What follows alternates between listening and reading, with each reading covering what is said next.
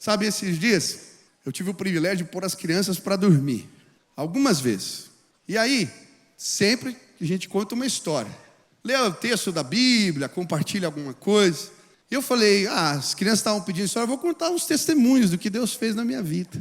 E eu comecei a contar testemunho para as crianças. Queridos, algo maravilhoso aconteceu. Agora, toda hora no café, no almoço, na janta, na hora de dormir, eles querem, pai, conta mais uma história.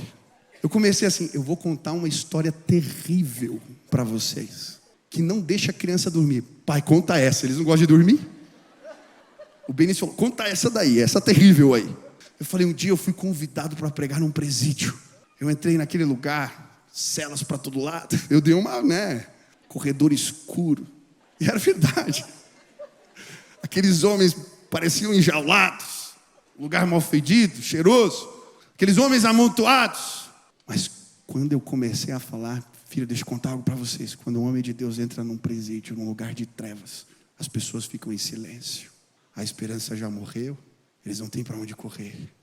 Mas quando a gente fala da luz do Evangelho, eles param para ouvir. E eu entrei naquele corredor, eu passava pelas outras celas. Eu não sabia o que ia falar, mas abri um texto da Bíblia que dizia: ele não esmagará a cana quebrada e não apagará o pavio que fumega.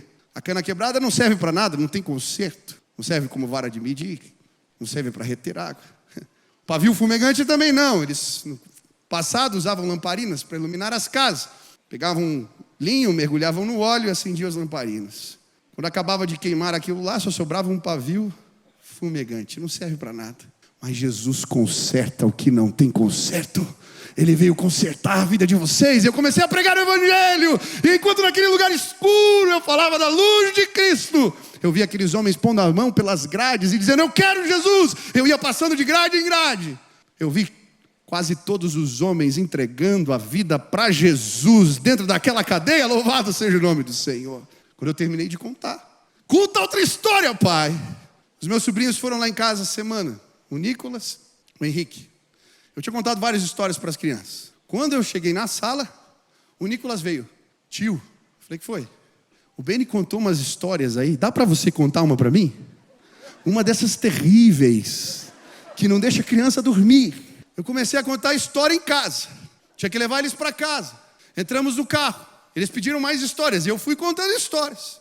Quando eu parei na frente da casa da minha irmã, os 4 atrás, eu terminei de contar a última história. O último testemunho do que Deus tinha feito na minha vida.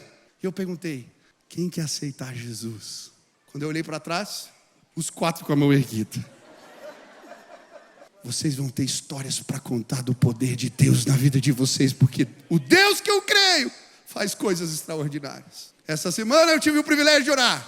Nicolas, Henrique, Benício e Nina, no banco de trás do carro, enquanto eu contava as minhas histórias, entregaram a vida para Jesus. Louvado seja o nome do Senhor.